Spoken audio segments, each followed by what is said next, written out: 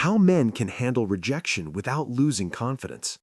Here's a truth most men are never told. Rejection does not destroy confidence. What destroys confidence is the story you tell yourself after it happens. The silence, the overthinking, the quiet question of whether you were ever enough in the first place. Every man faces rejection, in dating, in work, in life. But only some men walk away stronger. Others carry it like a scar they never talk about. They smile on the outside while their confidence slowly erodes on the inside.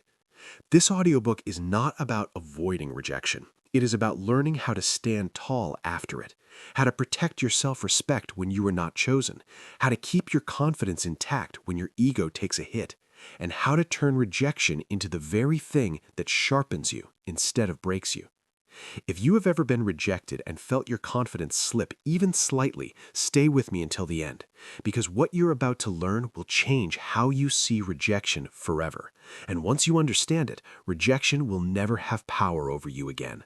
Chapter 1. Why Rejection Hits Men So Deeply. Rejection does not just happen on the surface. It goes deeper than a missed opportunity, a closed door, or a simple no. For many men, rejection feels personal, even when it is not.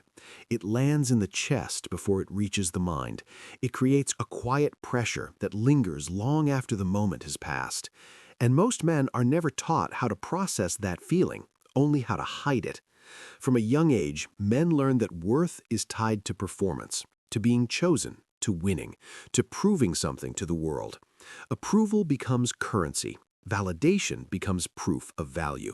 So when rejection arrives, it does not just feel like disappointment. It feels like a threat to identity.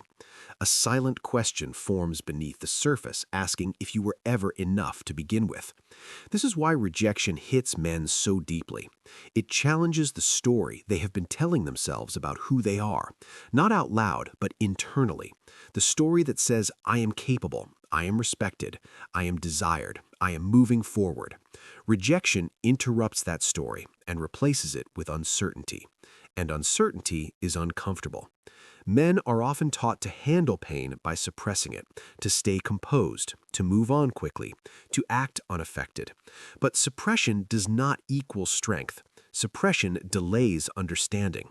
The emotion does not disappear, it simply goes underground, where it slowly reshapes confidence from the inside. What makes rejection especially powerful is that it is rarely loud. It is quiet. It comes in moments of silence, a message not returned, an opportunity that goes to someone else, a relationship that does not continue. There is no dramatic ending, just absence, and the mind fills that absence with meaning. This is where confidence begins to erode. The mind starts replaying moments, questioning actions, imagining alternate outcomes, searching for the flaw that caused the rejection. And often, that search turns inward. The rejection becomes evidence in a case against yourself, evidence that you were lacking, that you missed something, that you are behind. For men who tie self-worth to outcomes, rejection feels like failure, and failure feels like exposure. Another reason rejection cuts deeply is because men are rarely encouraged to talk about it. There is an unspoken expectation to absorb it silently, to keep moving, to prove resilience through distance rather than reflection. But without reflection, rejection becomes unresolved, and unresolved rejection turns into self-doubt. Over time, this creates a pattern. Each rejection reinforces the last. Each experience compounds the feeling. Confidence becomes fragile, not because of one moment, but because of accumulation. This is especially true in areas where identity is heavily invested: dating, career, ambition, leadership. When rejection occurs in these spaces, it feels like the world is rejecting not just what you did, but who you are becoming. Men often internalize rejection as a statement about their future. They assume it means more rejection is coming, that patterns will repeat, that something is fundamentally wrong. This belief does not come from logic. It comes from emotion searching for certainty, and emotion without guidance becomes destructive.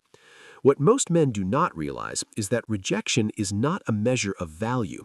It is a moment of misalignment, a mismatch of timing, direction, expectation, or need. But when confidence is externally anchored, the mind interprets rejection as verdict instead of feedback. This misinterpretation is where the damage happens. Confidence does not disappear instantly, it fades quietly. Men become more hesitant, more guarded, less expressive. They stop taking risks, not because they don't want to grow, but because they are protecting themselves from feeling that pain again. This is how rejection shapes behavior long after it is over. The tragedy is that many men never connect the dots. They believe they are simply less confident than they used to be, less motivated, less driven. But the truth is that unprocessed rejection has been sitting beneath the surface, influencing decisions silently. Rejection also taps into something deeper, the fear of insignificance, the fear of being overlooked, the fear of being replaceable. These fears exist in everyone, but men often feel them through the lens of competition and comparison. When you are rejected, it can feel like someone else was chosen over you. That comparison activates insecurity, and insecurity, when left unchecked, corrodes self-trust. But here's the truth that changes everything. Rejection feels powerful because it is misunderstood. It is treated as a reflection instead of a redirection, as a judgment instead of a signal. Men who lose confidence after rejection are not weak, they are untrained. They were never taught how to separate outcome from identity. They were never shown how to process rejection without absorbing it. This chapter is not about avoiding rejection. That is impossible. Rejection is part of growth. It is part of exposure. It is part of progress. Every man who moves forward will face it. The real question is not whether rejection will happen. The question is whether it will shape you or sharpen you. Understanding why rejection hits so deeply is the first step to reclaiming control. Because once you see the mechanics behind the emotion, it loses its mystery. Once you understand the psychology, you stop blaming yourself. Rejection stops being a wound and becomes information. And when you learn how to interpret that information correctly, confidence no longer collapses. It adapts. It strengthens. It becomes rooted somewhere deeper than approval. This chapter lays the foundation, because before you can learn how to handle rejection without losing confidence, you must understand why it feels so heavy. In the first place, once you understand that, the weight begins to lift. Chapter 2. Separating Rejection from Your Self-Worth. Rejection feels devastating only when it is fused with identity. The moment you believe that being rejected means you are less valuable, confidence begins to crack. Not because the rejection was severe, but because the meaning you attached to it was. This chapter is about breaking that fusion and reclaiming your sense of worth from outcomes you cannot fully control. When rejection happens, the mind rushes to explain it. It searches for certainty. It wants to know why. And when answers are unclear, it turns inward. It asks, "What is wrong with me?" This question feels logical in the moment, but it is the most dangerous one you can ask because it assumes the conclusion before the evidence. Worth becomes conditional, confidence becomes negotiable, and self-respect begins to depend on results. Men are especially vulnerable to this trap because worth has often been taught as something earned. You earn respect through success. You earn admiration through achievement. You earn validation through being chosen. Over time, the mind learns to measure value by outcomes. So when an outcome does not go your way, the mind assumes value has been lost. This is not truth, it is conditioning. Self-worth is not an outcome, it is a position you hold. It is not granted by approval, it is anchored in character. But when that anchor is external, rejection feels like a withdrawal, like something was taken from you. And what was taken feels irreplaceable. This is why separating rejection from self-worth is essential, because rejection speaks to fit, timing, preference, context, and circumstance. It does not speak to your inherent value. Two people can be rejected for opposite reasons by the same situation. One for being too quiet, another for being too bold. One for being overqualified, another for lacking experience. The rejection is the same, the reasons are different, and the value of the individuals remains unchanged. When you understand this, you begin to see rejection as situational rather than personal. Situational outcomes change, personal worth does not. But the mind needs training to see this clearly. Without training, it will default to self-blame because self-blame creates the illusion of control. If it was my fault, then maybe I can prevent it next time. This illusion feels safer than accepting uncertainty. But safety built on illusion collapses quickly. The stronger path is clarity. Clarity begins with recognizing that worth exists before performance. You were worthy before the attempt. You are worthy after the rejection. Nothing about your core has shifted, only the outcome has. When you internalize this truth, rejection loses its ability to redefine you. It may still sting, it may still disappoint, but it no longer wounds your identity.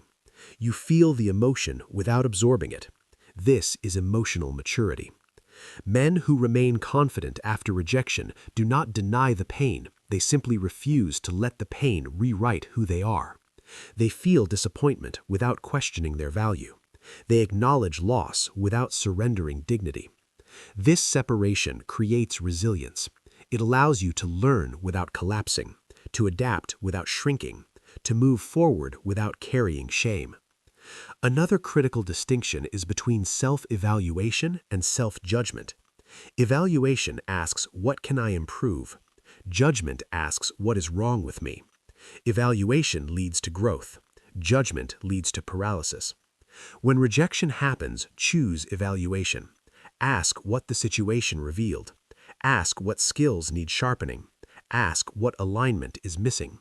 Do not ask whether you are enough. That question has already been answered by your existence. When worth is internal, confidence becomes stable. You no longer chase validation to feel whole. You pursue growth because it aligns with who you are. This stability changes how you approach life. You take risks more freely. You recover faster. You stop interpreting rejection as humiliation and start seeing it as information. Information is useful. Shame is not. This shift also changes how you carry yourself. When your worth is intact, rejection does not make you defensive. It makes you curious. It does not make you bitter. It makes you discerning. You become selective rather than desperate, calm rather than reactive. This calmness is often misunderstood as indifference. It is not. It is grounded confidence.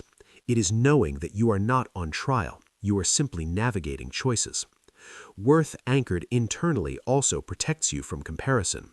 When you see someone else chosen over you, you do not assume superiority or inferiority. You recognize difference. Different paths, different needs, different timing. Comparison loses its grip when worth is not up for debate. This understanding is liberating. It frees you from measuring yourself against outcomes you do not control. It allows you to measure yourself against standards you do control: integrity, discipline, effort, growth. These are sources of confidence that rejection cannot touch. This chapter is about reclaiming ownership of your value, about refusing to outsource it to strangers, circumstances, or single moments, about deciding that no outcome gets to define you without your consent. Once this separation is complete, rejection changes shape. It no longer threatens confidence, it tests it. And each test strengthens your foundation. Because confidence built on internal worth does not shatter when doors close. It redirects, it adapts, it continues forward intact.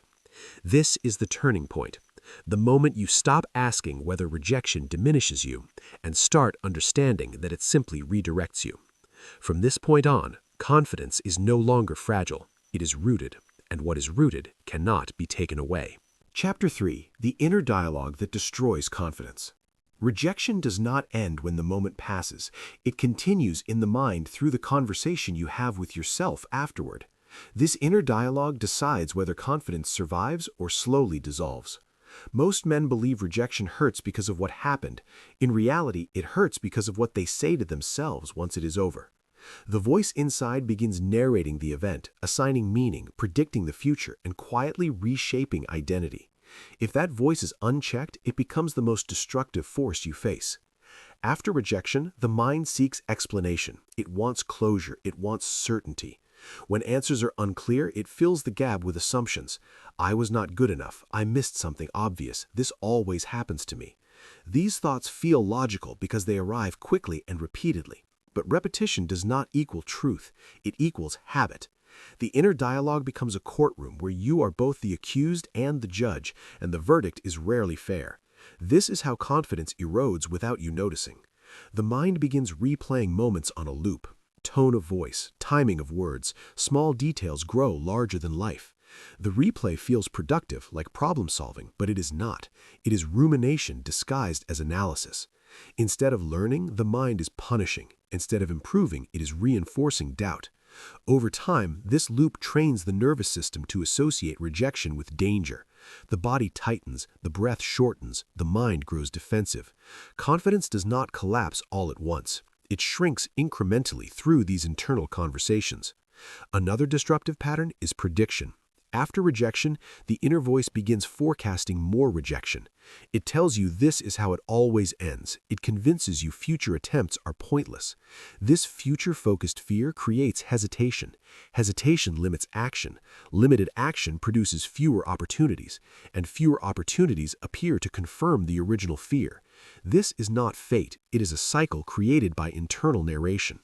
The most damaging aspect of this dialogue is personalization. The mind treats rejection as a statement about your core worth. Instead of saying, "This did not work," it says, "I do not work." This shift is subtle but devastating. Situations become identity. Outcomes become character assessments. Confidence cannot survive in that environment. Strong men do not have quieter minds, they have trained minds. They notice the inner dialogue without obeying it. They understand that thoughts are suggestions, not commands. A thought can appear without being accepted. This understanding creates distance. In that distance, control returns. To break the destructive dialogue, the first step is awareness. You must hear the voice clearly, not to argue with it, but to recognize it.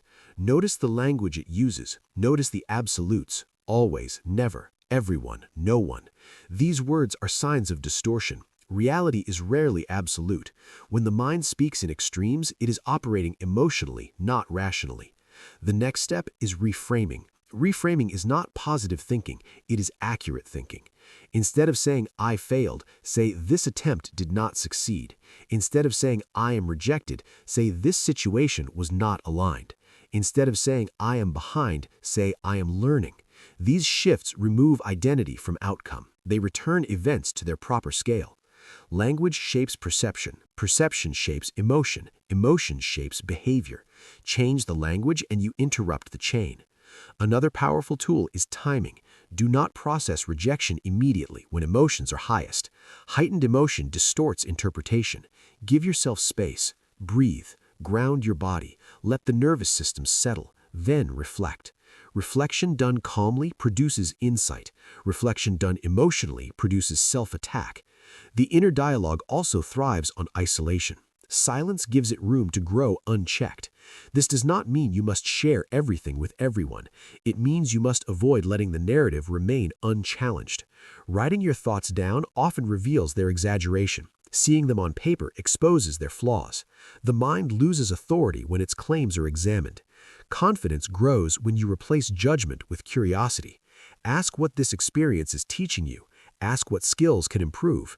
Ask what alignment is missing. Do not ask what is wrong with you. That question closes doors. Curiosity opens them. Men who preserve confidence after rejection treat their inner dialogue like a coach, not a critic. A coach focuses on performance, not worth. A coach corrects behavior, not identity. When the inner voice becomes a coach, growth accelerates and confidence stabilizes. Another shift is recognizing that the inner dialogue often echoes past experiences, old failures, old rejections, old insecurities. The present moment activates unresolved memories. You are not reacting only to now, you are reacting to accumulation. When you see this, compassion replaces condemnation. You stop attacking yourself for feeling impacted and start guiding yourself through it. Guidance builds trust. Trust rebuilds confidence. Over time, as you practice awareness, reframing, and patience, the inner dialogue changes tone. It becomes less harsh, less dramatic, more grounded. You still notice disappointment, but it does not spiral. You still acknowledge loss, but it does not define you. This is not emotional suppression, it is emotional leadership. The goal is not to silence the inner voice. The goal is to lead it. When you lead it, rejection becomes a moment, not a message. It informs action without rewriting identity. Confidence survives because it is no longer negotiated internally after every setback. This chapter is about reclaiming authority over your mind, because the voice inside will either strengthen you or sabotage you. Once you learn to hear it clearly and guide it intentionally, rejection loses its psychological grip. Confidence stops being fragile, it becomes trained, and a trained confidence does not disappear under pressure. It adapts, sharpens, and continues forward with clarity. Chapter 4. How Strong Men Process Rejection Differently. Strong men are not immune to rejection. They feel it, they register the disappointment, they notice the sting. What separates them is not emotional numbness, but emotional order. They experience rejection without allowing it to disorder their identity. Where others collapse inward, they stabilize. Where others personalize, they contextualize. This difference is not talent, it is training. When rejection happens, most men rush to react. They want relief from discomfort. They seek explanations, validation, or immediate distraction. Strong men slow down instead. They understand that the first reaction is rarely the wisest one. They give themselves space before assigning meaning. This pause is not avoidance, it is discipline. In that pause, emotion settles and clarity rises. Strong men do not ask, "Why did this happen to me?" in a way that implies blame. They ask, "What does this reveal?" They treat rejection as information rather than indictment. Information can be used, indictment only wounds. This shift alone changes the entire emotional outcome. They understand that rejection is rarely about the totality of a person. It is about alignment in a specific moment, timing, fit, context, needs. Strong men see this clearly because they do not fuse self-worth with a single outcome. Their confidence is anchored deeper than approval. Another key difference is how strong men manage their internal state immediately after rejection. They regulate the body before analyzing the mind. They breathe deliberately. They move their body. They ground themselves in the present. This is not spiritual language, it is physiological intelligence. A regulated body produces a regulated mind. When the nervous system is calm, thoughts become accurate. When the nervous system is activated, thoughts become extreme. Strong men know this, even if they have never named it. They do not spiral because they do not feed the spiral.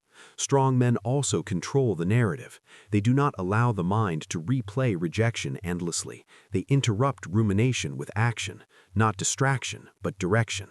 They return to training, work, structure, and purpose. Purpose absorbs emotional energy and converts it into momentum. When the mind has a direction, it stops circling the same wound. Another distinction lies in ownership. Weak processing externalizes blame or internalizes shame. Strong processing accepts responsibility without self-destruction. Strong men can say, "I could improve," without saying, "I am flawed." They can say, "This did not work," without saying, "I am not enough." This precision in thinking preserves confidence. Precision replaces exaggeration.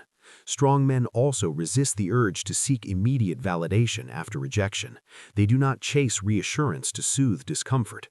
They understand that validation borrowed externally expires quickly. Confidence rebuilt internally compounds. Instead of asking, "Who will choose me now?" they ask, "How do I sharpen myself?" That question changes posture. It turns rejection into fuel. Rejection handled this way becomes productive rather than paralyzing. Another difference is patience. Strong men do not rush to define the experience. They let time create perspective. They understand that meaning assigned too quickly is often distorted. With time, patterns become visible, lessons clarify, emotional charge fades. What felt devastating becomes instructive.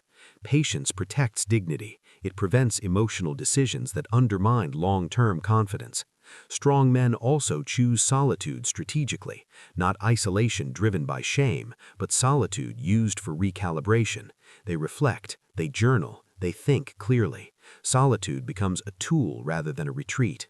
In that space, they reconnect with values rather than wounds. Values stabilize confidence, wounds destabilize it.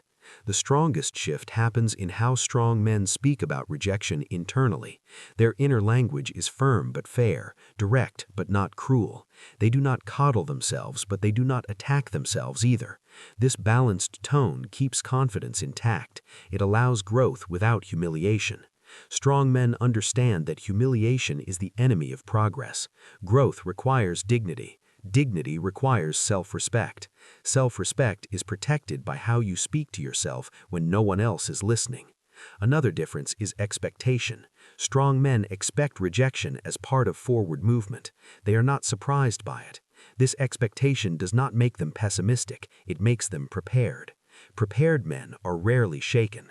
When rejection arrives, it does not feel like proof of failure. It feels like confirmation that they are participating. This mindset removes shock from the experience. Shock amplifies pain. Familiarity reduces it. Strong men are familiar with discomfort. They do not seek it, but they do not fear it. They see it as part of the path. This familiarity builds emotional resilience. Over time, rejection loses its ability to destabilize. It becomes another step rather than a stopping point. Strong men also protect their standards after rejection. They do not lower their values to avoid future pain. They do not reshape themselves to be universally accepted. They refine rather than dilute. They understand that being chosen at the cost of self-respect is not a win. This clarity preserves confidence even when outcomes are unfavorable. Confidence built on standards does not depend on selection. It depends on alignment with self. Finally, strong men move forward without bitterness. They do not carry resentment into the next opportunity. Bitterness poisons presence. Presence determines outcomes. By releasing bitterness, they protect their energy and clarity. They leave the past where it belongs, not erased but integrated. This integration is maturity. Processing rejection differently is not about toughness, it is about intelligence, emotional intelligence, physiological intelligence, narrative intelligence. Strong men develop these through repetition and awareness. Each rejection becomes practice, each disappointment becomes training. Over time, confidence becomes less reactive and more stable, less fragile and more grounded. This chapter reveals a truth many men miss. Strength is not measured by how little you feel. It is measured by how well you guide what you feel. When rejection is guided rather than resisted, confidence does not disappear, it evolves. And an evolved confidence is not easily shaken. Chapter 5. Rejection as a signal, not a verdict. Rejection feels final only when it is treated like a judgment. A door closes and the mind immediately assumes a sentence has been passed. Not chosen means not good enough. Not accepted means unworthy. But this interpretation is not truth. It is habit. This chapter is about dismantling that habit and learning to see rejection for what it actually is, a signal, not a verdict. A signal carries information. A verdict carries condemnation. When you mistake one for the other, confidence suffers. When you separate them, confidence strengthens. Most men are never taught how to read rejection correctly. They experience it emotionally before they understand it intellectually.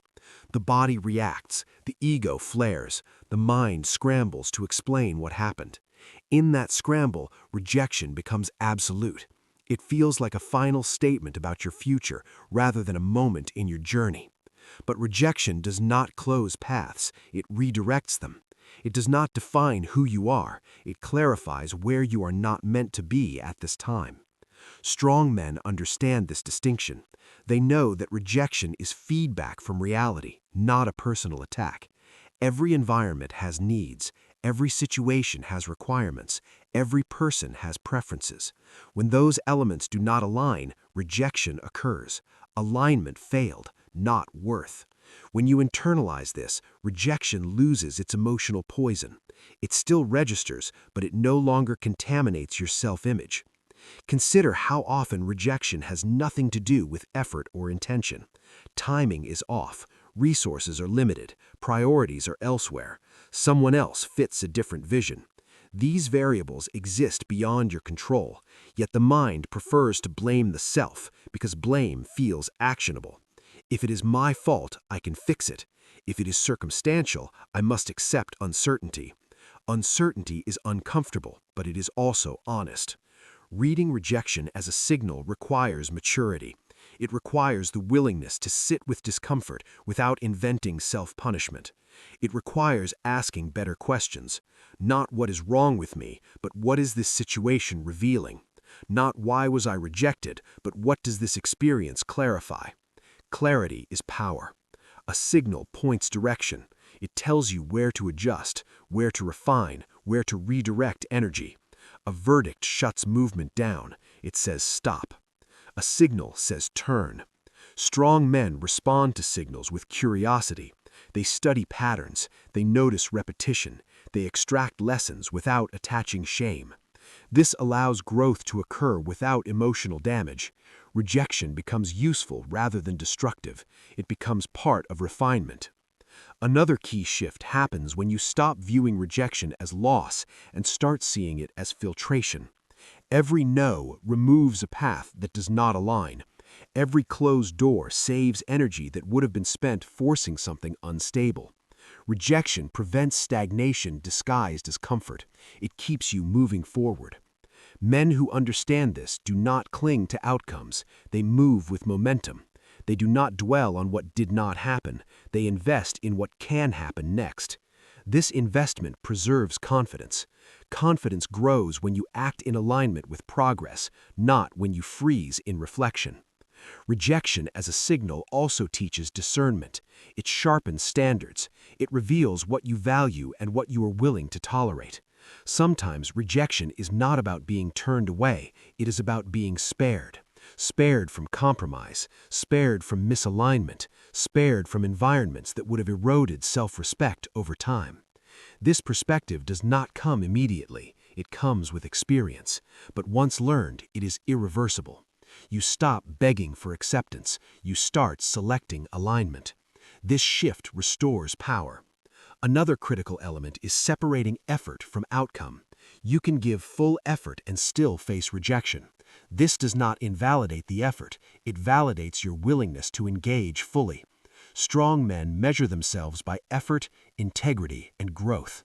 Outcomes fluctuate. Character compounds. When you anchor confidence in character, rejection cannot dismantle it. It can only inform it. Rejection also reveals resilience gaps. It shows where emotional regulation needs strengthening, where expectation management needs adjustment, where self-trust needs reinforcement. These are not failures. They are areas for development. Signals point to areas of growth. Verdicts assign blame. Learn to read signals. Your emotional response will change. Over time, rejection stops triggering collapse. It triggers analysis. Calm analysis, objective review, purposeful redirection. This response builds emotional strength. You stop fearing rejection because you trust your ability to handle what it reveals. Fear dissolves when capability is trusted. Men who handle rejection well are not immune to disappointment. They are immune to identity damage. They know who they are independent of outcomes. They see rejection as part of navigation, not a destination. This understanding creates freedom. Freedom to try again. Freedom to adjust. Freedom to walk away without bitterness. Rejection read correctly becomes a compass. It points away from misalignment and toward refinement. It does not shout, it signals quietly. Those who listen grow stronger. Those who misinterpret grow resentful. This chapter marks a turning point, the moment you stop treating rejection like a verdict passed on your worth and start treating it like a message delivered for your growth. Once you make this shift, confidence no longer waits for approval. It moves forward guided by clarity. And clarity is something rejection, when understood, provides generously. Chapter 6. Rebuilding confidence without external validation. Confidence collapses when it is borrowed. When it depends on approval, attention, or being chosen, it becomes fragile by nature. External validation feels powerful in the moment, but it fades quickly and leaves behind a quiet dependency. This chapter is about breaking that dependency and rebuilding confidence from a place that rejection cannot reach. Most men are never taught this skill. They are taught to perform, to achieve, to be recognized. Validation becomes proof of progress. Praise becomes reassurance. Selection becomes confirmation of worth. Over time, confidence shifts outward. It begins to live in reactions instead of identity. So when validation disappears, confidence disappears with it. Rejection exposes this weakness brutally. It removes external reinforcement and reveals what remains underneath. For many men, what remains feels empty. But that emptiness is not failure. It is invitation. Rebuilding confidence without external validation begins with redefining what confidence actually is. Confidence is not the belief that others will approve of you. It is the belief that you can trust yourself regardless of outcome. It is not tied to applause. It is tied to alignment. Alignment between values, actions, and standards. When these align, confidence stabilizes. The first step in rebuilding is shifting focus from how you are perceived to how you operate. Ask not how am I seen, but how am I showing up? Are you disciplined? Are you consistent? Are you acting in accordance with your principles? These questions build internal metrics. Internal metrics do not fluctuate with opinion. They compound with repetition. Discipline is a powerful source of internal confidence. Doing what you said you would do, even when no one is watching, strengthens self-trust. Each completed promise reinforces the belief that you are reliable. Reliability builds confidence faster than praise ever could. Strong men trust themselves because they have evidence. Evidence created through action. Purpose also plays a critical role. When your life is oriented around something meaningful, rejection loses its ability to derail you. Purpose absorbs emotional impact. It gives context. When something does not work out, purpose redirects energy instead of letting it collapse inward. Men without purpose feel rejection more intensely because there is nowhere for the energy to go. Men with purpose convert rejection into fuel. Another key element is self-respect. Self-respect is not arrogance. It is the refusal to abandon your standards to avoid discomfort. When you hold your standards after rejection, confidence strengthens. When you lower them for approval, confidence erodes. Each time you choose integrity over validation, you reinforce your internal authority. That authority becomes confidence. Rebuilding confidence also requires solitude. Not isolation driven by bitterness, but solitude used intentionally. Time alone allows you to hear your own voice again, to recalibrate, to strip away external noise. In solitude, you reconnect with who you are when no one is reacting to you. This reconnection is essential. It reminds you that you existed before validation and you will exist after it. Another important shift is learning to sit with discomfort without seeking immediate relief. External validation often functions as emotional anesthesia. It numbs doubt temporarily. But growth requires feeling discomfort fully and moving through it consciously. When you stop running from discomfort, it loses its power. You discover that you can endure uncertainty without collapsing. This endurance becomes strength. Rebuilding confidence internally also means reframing success. Success becomes effort aligned with values rather than outcomes approved by others. When you measure success this way, rejection does not negate it. You can succeed internally even when outcomes fall short. This internal success sustains confidence. Confidence built on internal success is resilient. It does not spike with praise or crash with criticism. Another powerful practice is physical discipline. Training the body strengthens the mind. Physical effort creates tangible proof of capability. It grounds confidence in experience rather than imagination. When the body is strong, the mind follows. This is not about appearance, it is about capacity. Capacity builds belief. Belief builds confidence. Men who rebuild confidence without validation also learn to reduce emotional dependence on specific outcomes. They diversify sources of meaning. They invest in multiple areas of growth. When one area experiences rejection, others provide balance. This prevents emotional collapse. Balance creates stability. Stability supports confidence. It is also important to examine habits that feed validation seeking, constant comparison, social media consumption, external benchmarking. These habits quietly reinforce dependence. Reducing them restores autonomy. Autonomy strengthens self-direction. Self-direction strengthens confidence. Over time, as you practice discipline, purpose, solitude, and integrity, something changes. Confidence stops feeling fragile. It stops waiting for permission. It becomes quiet, grounded, and steady. You no longer need reassurance to move forward. You no longer chase approval to feel whole. You trust your path because you are walking it intentionally. This internal confidence changes how you experience rejection. It still registers, but it does not destabilize. It informs rather than defines. You remain intact. This is the transformation. Confidence rebuilt internally is not flashy. It does not announce itself. It does not seek attention. It is calm. It is firm. It is present. And once established, it cannot be taken away, because it no longer lives in the hands of others. It lives within you. Chapter 7. Staying grounded when rejection triggers doubt. Rejection has a way of reopening doors you thought were closed, not external doors, but internal ones. Old doubts, old fears, old questions about whether you are truly capable. Even when you have rebuilt confidence, rejection can still shake the ground beneath your feet if you are not prepared for the aftershock. This chapter is about staying grounded when doubt tries to pull you back into old patterns. Doubt does not arrive loudly. It slips in quietly, disguised as logic. It asks reasonable-sounding questions. What if this keeps happening? What if you are misjudging yourself? What if you are not as strong as you think? These questions feel thoughtful, but they are often rooted in fear rather than truth. When rejection triggers doubt, the body reacts before the mind does. Tension rises, breathing shortens, focus narrows. The nervous system enters a state of alert. If you are unaware of this shift, doubt takes control of your perception. Staying grounded begins with regulating the body.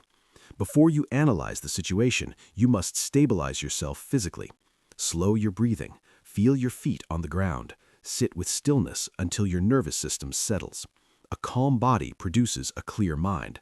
A reactive body produces distorted thinking. This is not philosophy, it is physiology. Once the body is grounded, the mind regains access to reason. From this state, doubt loses intensity. It becomes a thought rather than a threat. The next step is containment. Strong men do not allow doubt to roam freely through their identity. They contain it to the specific situation that triggered it.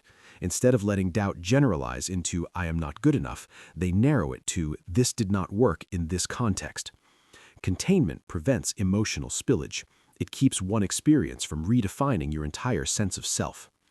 Another critical skill is temporal awareness. Doubt often pulls you into imagined futures. It predicts repeated failure. It creates scenarios that have not happened. Staying grounded means returning to the present moment. Right now, you are safe. Right now, you are capable. Right now, you are intact. The future has not arrived. You do not need to solve it today. When you return to the present, doubt loses its imagined authority. You also stay grounded by anchoring to evidence rather than emotion. Emotion feels convincing, but it is not proof. Evidence comes from your actions over time. Discipline you have maintained, skills you have developed, challenges you have already survived. When doubt questions your confidence, answer with facts. Facts stabilize identity. Emotion fluctuates. Strong men keep a mental record of evidence. They remind themselves of consistency rather than perfection. Another powerful grounding tool is structure. When doubt arises, structure restores control. Return to routine. Train your body. Work your plan. Complete small tasks with intention. Structure creates momentum. Momentum dissolves doubt. Doubt thrives in unstructured space, where the mind has nothing to engage except speculation. Action interrupts rumination. This does not mean distraction. It means purposeful engagement. You are not running from doubt. You are grounding yourself through action. Staying grounded also requires emotional permission. You must allow yourself to feel disappointment without judging it. Resistance intensifies doubt. Acceptance softens it. Say to yourself, "This moment is difficult and that is okay." This acknowledgement removes the need for self-attack. When you stop fighting the feeling, it passes more quickly. Doubt feeds on resistance. It starves on acceptance. Another element is perspective. Rejection feels bigger when it is viewed in isolation. Zoom out. Look at your life as a whole. One outcome does not define your trajectory. One closed door does not erase years of effort. Perspective returns scale to the experience. It reminds you that you are more than this moment. Strong men also stay grounded by choosing their inputs carefully after rejection. What you consume emotionally matters. Avoid voices that reinforce victimhood or bitterness. Seek content that reinforces growth, responsibility, and clarity. Your environment shapes your inner state. Grounding yourself means protecting your mental space during vulnerable moments. Self-talk is equally important. Replace questioning statements with stabilizing ones. Instead of, "What if I fail again?" say, "I will handle whatever comes next." Instead of, "Maybe I am not enough," say, "I am learning and refining." These statements are not affirmations, they are commitments. They reaffirm agency. Agency dissolves doubt. Another grounding practice is reflection without rumination. Reflection asks, "What can be learned?" Rumination asks, "Why am I like this?" Choose reflection. Write down lessons, identify adjustments, close the notebook. Do not revisit the story repeatedly. Closure is grounding. Endless review is destabilizing. Staying grounded also means understanding that doubt is not regression, it is a test of integration. Growth does not remove doubt entirely, it changes how you respond to it. Doubt appearing does not mean you are losing progress, it means you are being asked to apply what you have learned. Each time you stay grounded, your confidence deepens. You build trust in your ability to self-regulate. That trust becomes your anchor. Over time, rejection no longer sends you into free fall. You feel the drop, but you land on solid ground. This is resilience, not invulnerability, but recovery speed. The ability to return to center quickly. Staying grounded when rejection triggers doubt is a skill developed through awareness, structure, and self-leadership.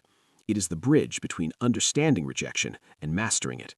When you cross this bridge, doubt no longer controls direction. It becomes a signal that reminds you to ground, to focus, and to move forward with clarity. Chapter 8. Turning Rejection into Masculine Growth. Rejection becomes destructive only when it is wasted. When it is misunderstood, avoided, or carried as shame, it weakens you. But when it is processed correctly, rejection becomes one of the most powerful forces for masculine growth.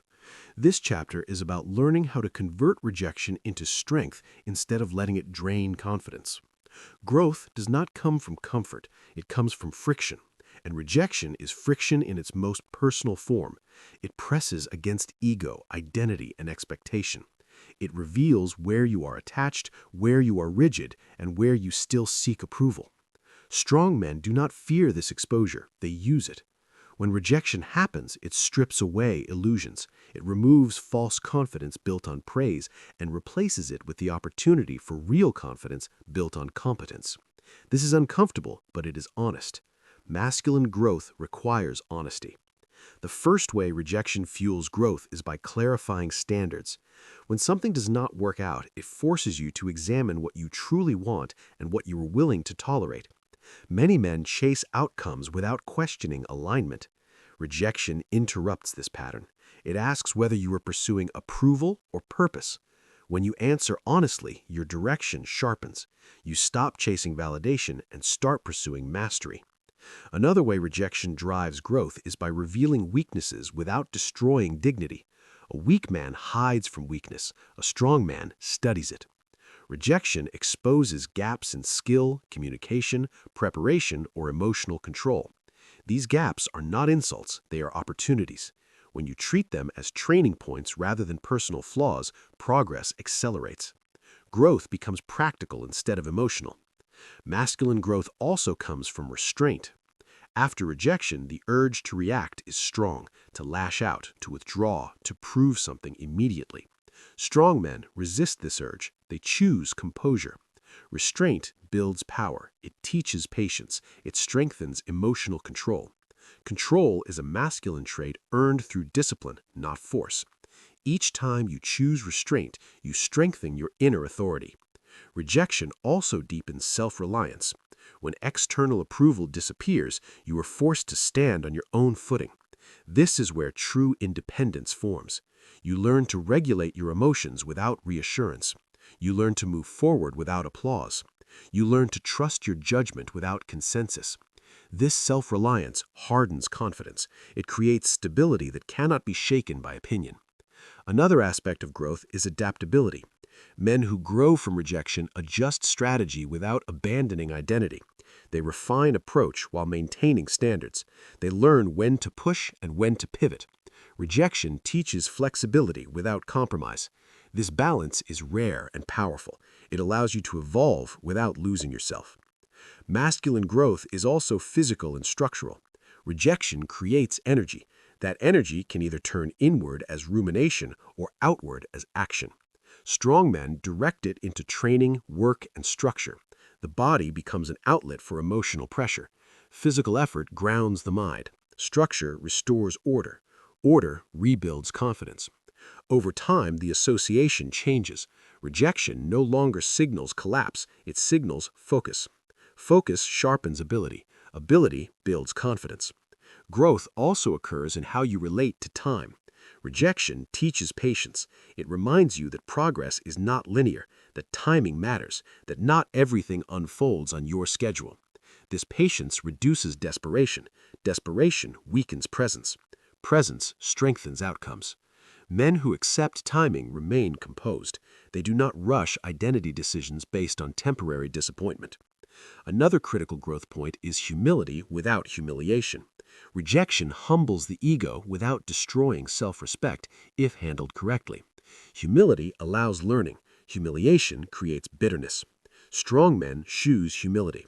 They admit there is more to learn without labeling themselves inadequate. This mindset accelerates development and preserves dignity. Rejection also strengthens boundaries. You become more selective. You stop overextending. You stop seeking environments that do not value your contribution. Boundaries protect energy. Protected energy fuels growth. You invest where alignment exists. This selectivity is not arrogance, it is maturity. Masculine growth is ultimately about becoming harder to destabilize and easier to trust internally. Rejection trains this if you let it. Each experience builds emotional calluses, not numbness but resilience. You feel the impact, but you recover faster. Recovery speed is a sign of strength. As this growth compounds, rejection begins to lose emotional charge. It still matters, but it does not dominate. You begin to see patterns clearly. You respond strategically instead of emotionally. You move forward with clarity rather than resentment. This is the mark of masculine maturity, a man who has been tested and refined, not bitter, not defensive, but grounded. Rejection becomes part of your training regimen, not something to avoid, but something to respect. It shows you where to sharpen, where to strengthen, where to let go. This chapter marks the shift from surviving rejection to using it, from enduring to evolving. When rejection is integrated properly, it does not harden the heart, it strengthens the spine, and a strong spine allows a man to stand tall regardless of outcome. Chapter 9. Becoming unshakable in dating, work, and life. Unshakable confidence is not loud. It does not announce itself. It is felt in how a man moves through uncertainty without losing his center. By the time you reach this stage, rejection no longer feels like a verdict on your worth. It feels like weather, present, sometimes uncomfortable, always temporary. This chapter is about integrating everything you have learned so that confidence becomes consistent across dating, work, and life itself. Not situational, not conditional, but stable.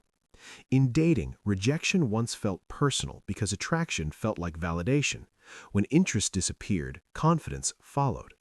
Now the equation is changed. You understand that attraction is influenced by timing, chemistry, and alignment, not by your inherent value. You show up grounded rather than performative. You listen more than you impress. You express interest without attachment to outcome. This posture changes everything. When you are no longer trying to secure validation, your presence becomes calm and confident. Calm is attractive. Confidence is attractive. Detachment from outcome allows authenticity to surface, and authenticity is what creates real connection. Rejection in dating no longer sends you into self-doubt. It gives you clarity. It tells you where alignment is absent so you can move on without resentment. In work, rejection often carries the weight of identity. Promotions, interviews, projects, and recognition can feel like proof of competence. When they do not arrive, the mind whispers that you are falling behind. An unshakable man does not internalize this narrative. He separates performance from identity. He reviews outcomes objectively. He extracts lessons. He adjusts strategy. He keeps working. He understands that careers are long arcs shaped by consistency rather than moments. He invests in skills, discipline, and reputation. These compound quietly. Rejection at work becomes a data point rather than a defining event. He remains professional. He remains composed. He remains focused. This steadiness builds trust. Over time, trust creates opportunity. In life, rejection appears in subtler forms. Plans fall apart, expectations fail, people drift, paths close. An unshakable man does not resist these moments. He adapts to them. He understands that life does not owe alignment at every step. He remains grounded in his values regardless of circumstance. When a direction closes, he finds another without bitterness. When something ends, he integrates the lesson and moves forward intact. This adaptability is not passive, it is strategic. It allows him to remain effective across changing environments. Becoming unshakable also means mastering emotional consistency. You no longer spike with praise or crash with rejection. Your emotional range stabilizes. You experience disappointment without collapse. You experience success without arrogance. This balance creates reliability. Others know what to expect from you. You know what to expect from yourself. Reliability is strength. It allows long-term growth. Another marker of unshakable confidence is boundary enforcement. You no longer chase spaces where you are not respected. You do not over-explain. You do not over-invest to prove worth. You choose environments that align with your values. When alignment is absent, you exit cleanly. No drama, no resentment. This boundary clarity preserves energy. Preserved energy fuels progress. Progress reinforces confidence. Unshakable men also understand pacing. They do not rush identity decisions after rejection. They do not reinvent themselves impulsively. They allow time to reveal direction. This patience prevents self-sabotage. It keeps confidence intact while circumstances shift. They move steadily rather than desperately. Steadiness outlasts urgency. Another essential element is presence. An unshakable man is present in conversations, tasks, and challenges. He is not mentally rehearsing defenses or outcomes. He is engaged. Presence communicates confidence more clearly than words. People feel it. Opportunities respond to it. Presence comes from not needing to protect the ego constantly. When the ego relaxes, attention returns to the moment. Mastery also appears in decision-making. You stop making choices to avoid rejection and start making choices aligned with purpose. Avoidance shrinks life. Alignment expands it. When decisions are aligned, outcomes matter less emotionally. You trust the process because you trust yourself. This trust removes fear. Fear is what shakes confidence. Trust stabilizes it. Unshakable confidence also reshapes how you handle success. You do not cling to it. You do not fear losing it. You enjoy it without attachment. This prevents the anxiety that often follows achievement.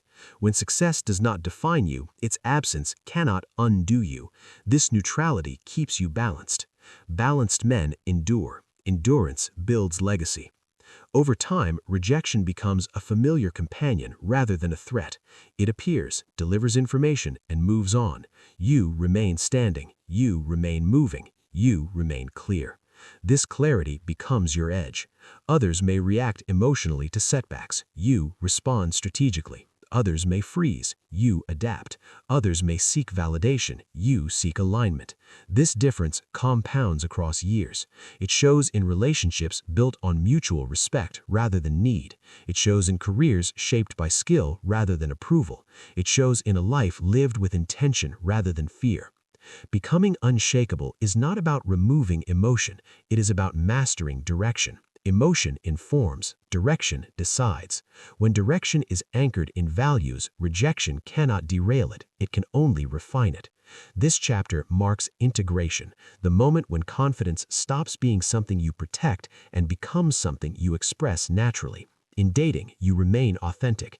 In work, you remain professional. In life, you remain adaptable. Across all of it, you remain grounded. This is unshakable confidence, not because nothing can touch you, but because nothing can move you off center without your consent. Chapter 10. Confidence that no one can take from you. There is a quiet moment that arrives after enough experience, enough reflection, and enough resilience where confidence stops asking for permission. It no longer negotiates with outcomes. It no longer waits to be approved. It simply exists, rooted and steady. This chapter is about reaching that moment and understanding what makes confidence permanent rather than conditional. Confidence that cannot be taken from you is not built through success alone. It is built through survival. Through learning that even when things fall apart, you remain intact. Through discovering that rejection can happen repeatedly and still fail to break your sense of self. This realization changes how you move through the world. You stop guarding confidence like something fragile and start carrying it like something earned. Permanent confidence begins with self-trust, not blind belief, but tested belief. The belief that you can handle discomfort, that you can recover from loss, that you can guide yourself through uncertainty without losing direction. Every rejection you have faced has quietly contributed to this trust, if you allowed it to. Each time you stood back up, your nervous system learned something important. You survived. That survival is evidence. Evidence becomes belief. Belief becomes confidence. When confidence is built on survival rather than validation, it cannot be revoked. Another defining trait of unstealable confidence is internal leadership. You stop outsourcing emotional authority to others. Their opinions may inform you, but they do not define you. Praise no longer inflates you. Criticism no longer collapses you. You listen, evaluate, decide, and move forward. This leadership creates emotional independence. Independence stabilizes identity. Identity stabilizes confidence. Men who reach this stage no longer react impulsively to rejection or approval. They respond deliberately. They have learned that reactions cost energy, and responses preserve it. Preserved energy fuels long-term progress. Progress reinforces self-respect. Self-respect is the backbone of confidence. Another key element is acceptance of imperfection. Confidence that lasts does not require flawless performance. It allows mistakes without self-condemnation. It accepts growth as non-linear. When you stop demanding perfection, you stop fearing exposure. Fear of exposure is what makes confidence brittle. Acceptance strengthens it. You allow yourself to be seen as human without seeing yourself as weak. This acceptance frees you from constant self-defense. You no longer need to prove worth. You demonstrate it through consistency. Consistency is another pillar of permanent confidence. Showing up repeatedly, doing the work quietly, honoring commitments, acting with integrity when no one is watching. These actions accumulate silently. Over time, they create an unshakable belief in your own reliability. Reliability breeds calm. Calm projects confidence. This confidence does not depend on applause, it depends on pattern. Confidence that cannot be taken from you also comes from perspective. You stop seeing individual outcomes as final statements. You view life as a long arc. Rejection becomes a chapter, not a conclusion. Setbacks become pauses, not dead ends. This perspective prevents emotional overreaction. When you zoom out, moments lose their power to destabilize you. You remain composed because you understand context. Context is grounding. Grounding stabilizes confidence. Another transformation occurs in how you relate to fear. Fear no longer signals danger, it signals importance. You recognize fear as part of expansion rather than evidence of inadequacy. This reframing prevents fear from eroding confidence. Instead of retreating, you lean in with awareness. You move carefully, but you move forward. Forward movement reinforces belief. Belief sustains confidence. Permanent confidence also reshapes your relationships. You no longer seek validation from others to feel secure. You choose connection from wholeness rather than need. This changes dynamics. You communicate clearly. You set boundaries calmly. You walk away when alignment is absent without resentment. This behavior reinforces self-respect. Self-respect strengthens confidence. Over time, people respond differently to you, not because you demand respect, but because you embody it. Confidence that cannot be taken from you is quiet. It does not boast, it does not dominate. It is felt in presence, in tone, in restraint. It is visible in how you handle disagreement without hostility, in how you accept loss without bitterness, in how you celebrate success without arrogance. This balance is rare. It is the product of integration of emotion, identity, and direction. Direction is the final anchor. When your life moves toward purpose, confidence becomes stable. Purpose absorbs emotional fluctuations. It gives meaning to effort and context to failure. When you know why you are moving, rejection cannot stop you. It can only reroute you. This rerouting strengthens adaptability. Adaptability keeps confidence alive across changing circumstances. As you reach this stage, you stop asking how to protect confidence and start asking how to express it. Expression feels natural because confidence is no longer under threat.